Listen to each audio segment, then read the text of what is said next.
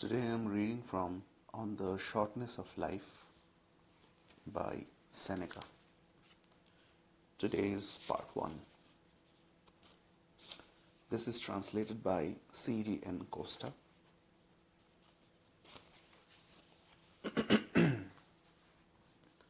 On the shortness of life, most human beings, Paulinus, complain about meanness of nature because we are born for a brief span of life, and because this spell of time that has been given to us rushes by so swiftly and rapidly that with very few exceptions life ceases for the rest of us just when we are getting ready for it.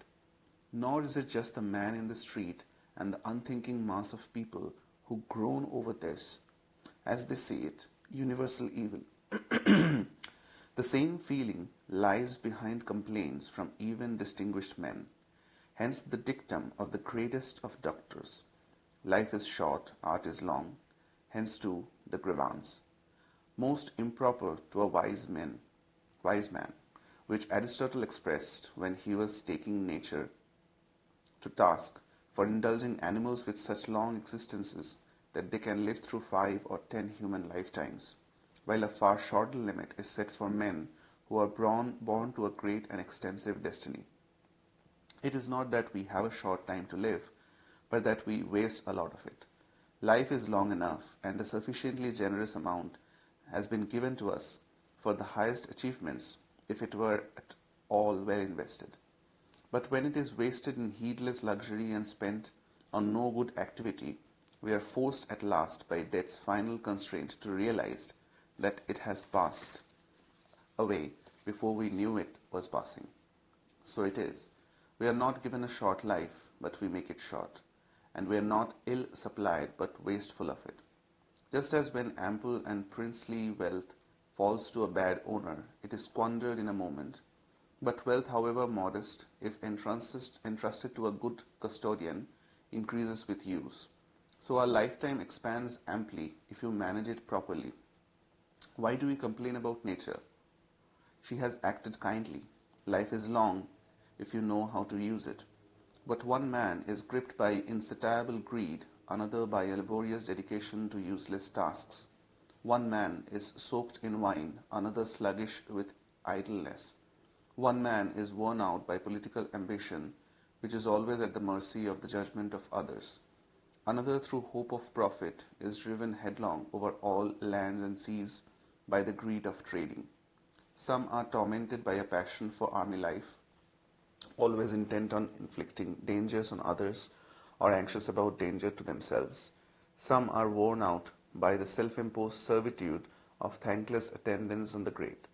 Many are occupied by either pursuing other people's money or complaining about their own. Many pursue no fixed goal, but are tossed about in every changing designs by a fickleness which is shifting, inconstant and never satisfied with itself. Some have no aims at all for their life's course, but death takes them unawares as they yawn languidly. So much so that I cannot doubt the truth of that oracular remark of the greatest of poets: it is a small part of life we really live. Indeed, all the rest is not life, but merely time. Vices surround and assail men from every side, and do not allow them to rise again and lift their eyes to discern the truth, but keep them overwhelmed and rooted in their desires. Never can they recover their true selves.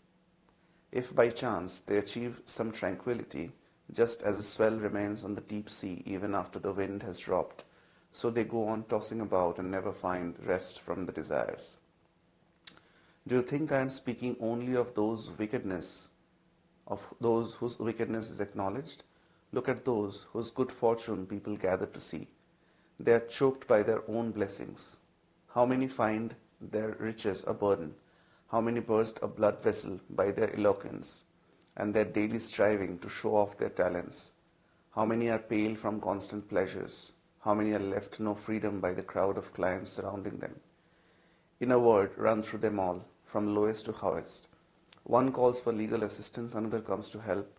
One is on trial, another defends him. Another gives a judgment. No one makes his claim to himself, but each is exploited for another's sake. Ask about those whose names are learned by heart, and you will see that they have these distinguishing marks. X cultivates Y, Y cultivates Z. No one bothers about himself. Again, certain people reveal the most stupid indignation. They complain about the pride of their superiors because they did not have time to give them an audience when they wanted one. But can anyone dare to complain about another's pride when he himself never has time for himself? Yet, whoever you are, the great man has sometimes gazed upon you, even if his look was patronizing. He has bent his ears to your words. He has let you walk beside him. But you never deign to look at yourself or listen to yourself. So you have no reason to claim credit for anyone for those attentions, since you showed them not because you wanted someone else's company, but because you could not bear your own. Even if all the bright intellects who ever lived were to agree to ponder this one theme, they would never sufficiently express their surprise at this fog in the human mind. Men do not let anyone seize their estates, and if there is the slightest dispute about their boundaries, they rush to stones and arms. But they allow others to encroach on their lives. Why they themselves even invite in those who will take over their lives? You will find no one willing to share out his money. But to how many does each of us divide up his life? People are frugal in guarding their personal property, but as soon as it comes to squandering time, they are most wasteful of the one thing in which it is right to be stingy. So I would like to fasten on someone from the older generation and say to him, I see that you have come to the last stage of human life. You are close upon your 100th year or even beyond. Come now, hold an audit of your life. Reckon how much of your time has been taken up by a moneylender, how much by a mistress, a patron, a client, quarreling with your wife, punishing your slaves, dashing about the city on your social obligations. Consider also the diseases which we have brought on ourselves, and the time too which has been unused. You will find that you have fewer years than you reckon. Call to mind when you ever had a fixed purpose, how few days have passed as you had planned, when you were ever at your own disposal, when your face wore its natural expression, when your mind was undisturbed. What work you have achieved in such a long life. How many have plundered your life when you were unaware of your losses.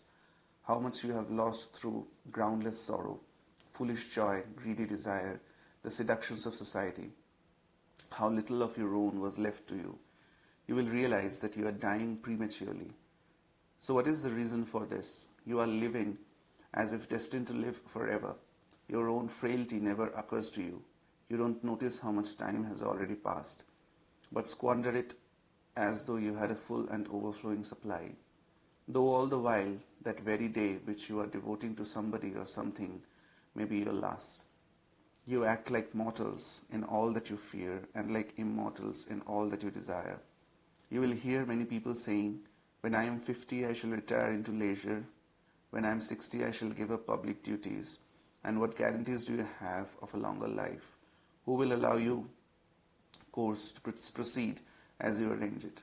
Aren't you ashamed to keep for yourself just the remnants of your life, and to devote to wisdom only that time which cannot be spent on any business? How late it is to begin really, to live just when life must end. How stupid to forget our mortality and put off sensible plans to our 50th and 60th years, aiming to begin life from a point at which few have arrived. You will notice that the most powerful and highly stationed men let drop remarks in which they pray for leisure, praise it, and rate it higher than all their blessings. At times they long to descend from their pinnacles if they can in safety, for even if nothing external assails or agitates it, high fortune of itself comes crashing down. The deified Augustus, to whom the gods granted more than to anyone else, never ceased to pray for the rest and to seek a respite from public affairs. Everything he said always reverted to this theme. His hope for leisure, he used to beguile his labors with this consolation, sweet though false, that one day he would live to please himself.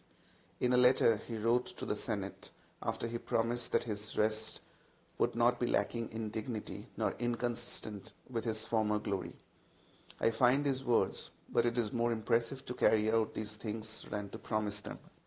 Nevertheless, since the delightful reality is still a long way off, my longing for that much desired time has led me to anticipate some of its delight by the pleasure arising from words. So valuable did leisure seem to him that because he could not enjoy it inactually, he did so mentally in advance. He who saw that everything depended on himself alone, who decided the fortune of individuals and nations, was happiest when thinking of that day on which he would lay aside his own greatness. He knew from experience how much sweet those blessings gleaming through every land cost him, how many secret anxieties they concealed. He was forced to fight first with his fellow countrymen, then with his colleagues, and finally with his relations, shedding blood on land and sea. Driven to fight in Macedonia, Sicily, Egypt, Syria, Asia, almost every country, he turned his armies against foreign enemies when they were tired of shedding Roman blood. While he was establishing peace in the Alps and subduing enemies established in the middle of his peacetime peaceful empire, while he was extending his boundaries beyond the Rhine, the Euphrates and the Danube, at Rome itself, Murena, Caepio, Lepidus, Ignatius, and others were sharpening their swords against him. Nor had he yet escaped their plots when his daughter and all the noble youths, bound to her by adultery, as though by an oath, kept alarming his feeble old age, as did Iulus and a second formidable woman linked to an Antony. He cut away these ulcers, limbs and all, but others took their place, just like a body with a surfeit of blood, which is always subject to a hemorrhage somewhere. So he longed for leisure, and as his hopes and thoughts dwelt on that, he found relief for his labors. This was the prayer of the man who could grant the prayers of mankind. When Marcus Cicero was cast among men like Catiline and Claudius and Pompey and Crassus, some of them undisguised enemies and some doubtful friends, when he was tossed about in the storm that struck the state, he tried to hold it steady as it went to its doom. But at last he was swept away. He had neither peace in prosperity nor patience in adversity. And how often does he curse that very consulship which he had praised without ceasing, though not without good reason. What woeful words he uses in a letter to Atticus when the elder Pompey had been conquered, and his son was still trying to revive his defeated forces in Spain. Do you want to know, he said, what I am doing here? I am staying a semi-prisoner in my Tusculan villa. He then goes on to bewail his former life, to complain of the present, and to despair of the future. Cicero called himself a semi-prisoner, but really and truly the wise man will never go so far as to use an abject term. He will never be a semi-prisoner, but will always enjoy freedom which is solid and complete, at liberty to be his own master and higher than all others. For what can be above the man who is above fortune? Livius Drusus, a bold and vigorous man, had proposed laws which renewed the evil policy of the Gracchi, and he was supported by a huge crowd from all over Italy. But he could see no successful outcome for his measures, which he could neither carry through nor abandon once embarked upon, and he is said to have cursed the turbulent life he had always lived, saying that he alone had never had a holiday, even as a child. For while still a ward and dressed as a youth, he ventured to speak to a jury in favor of some accused men, and to acquire influence in the law courts, with so much effect that we all know he forced certain verdicts favorable to his clients. To what lengths would so precocious an ambition not go? You might have known that such premature boldness would result in some terrible trouble, both public and private. So he was not too late in complaining that he had never had a holiday, since from his boyhood he had been a serious troublemaker in the forum. It is uncertain whether he died by his own hand, for he collapsed after receiving a sudden wound in the groin. Some people doubting whether his death was self-inflicted, but no one was doubting that it was timely. It would be superfluous to mention any more who, though seeming to others the happiest of mortals, themselves bore true witness against themselves by their expressed hatred of every action of their lives. Yet they did not change themselves or anyone else by these complaints, for after their explosion of words their feelings reverted to normal. Assuredly your lives, even if they last more than 1,000 years, will shrink into the tiniest span. Those vices will swallow up any space of time, the actual time you have, which reason can prolong through. It naturally passes quickly, inevitably escapes you rapidly, for you do not grasp it or hold it back or try to delay the swiftest of all things, but you let it slip away as though it were something superfluous and replaceable. But among the worst offenders I count those who spend all their time in drinking and lust, and for these are the worst preoccupations of all. Other people, even if they are possessed by an illusory semblance of glory, suffer from a respectable delusion. You can give me a list of miserly men, or hot-tempered men who indulge in unjust hatreds or wars. But they are all sinning in a more manly way. It is those who are on a headlong course of gluttony and lust who are stained with dishonor. Examine how all these people spend their time, how long they devote to their accounts, to laying traps for others or fearing those laid for themselves, to praying court to others or being courted themselves, to giving or receiving bail, to banquets which now count as official business. You will see how their activities, good or bad, do not give them even time to breathe. Finally, it is generally agreed that no activity can be successfully pursued by an individual who is preoccupied, not rhetoric or liberal studies, since the mind, when distracted, absorbs nothing deeply, but rejects everything which is, so to speak, crammed into it. Living is the least important activity of the preoccupied man, yet there is nothing which is harder to learn. There are many instructors in the other arts to be found everywhere. Indeed, some of these arts mere boys have grasped so thoroughly that they can even teach them. But learning how to live takes a whole life, and which may surprise you more, it takes a whole life to learn how to die. So many of the finest men have put aside all their encumbrances, renouncing riches and business and pleasure, and made it their one aim up to the end of their lives to know how to live. Yet most of these have died confessing that they did not yet know. Still less can those others know. Believe me, it is the sign of a great man, and one who is above human error, not to allow his time to be frittered away. He has the longest possible life simply because whatever time was available he devoted entirely to himself. None of it lay fallow and neglected, none of it under another's control. For being an extremely thrifty guardian of his time, he never found anything for which it was worth exchanging. So he had enough time. But those into whose lives the public have made great inroads inevitably have too little. Nor must you think that such people do not sometimes recognize their loss. Indeed, you will hear many of those to whom great prosperity is a burden sometimes crying out amidst their hordes of clients or their pleadings in law courts or their other honorable miseries. It's impossible to live. Of course it's impossible. All those who call you to themselves draw you away from yourself. How many days has that defendant stolen from you, or that candidate, or that old lady worn out with burying her heirs,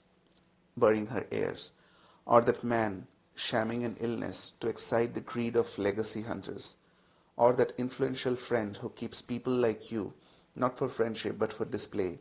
Mark off, I tell you, and review the days of your life. You will see that very few, the useless remnants, have been left to you. One man who has achieved the badge of office he coveted longs to lay it aside and keeps repeating, "Will this year never end?" Another man thought it a great coup to win the chance of giving gains, but having given them, he says, "When shall I be rid of them?" That advocate is grabbed on every side throughout the forum and fills the whole place with a huge crowd, extending further than he can be heard. But he says, "When will vacation come?" Everyone hustles his life along and is troubled by by a longing for the future and weariness of the present. But the man who spends all his time on his own needs, who organizes every day as though it were his last, neither longs for nor fears the next day. For what new pleasures can any hour bring him? He has tried everything and enjoyed everything to repletion. For the rest, fortune can dispose as she likes. His life is now secure. Nothing can be taken from this life. And you can only add to it as if giving to a man who is already full and satisfied food which he does not want but can hold. So you must not think a man has lived long because he has white hair and wrinkles. He has not lived long, just existed long. For suppose you should think that a man had had a long voyage, who had been caught in a raging storm as he left harbour, and carried hither and thither, and driven around and round and round in a circle by the rage of opposing winds. He did not have a long voyage, just a long tossing about.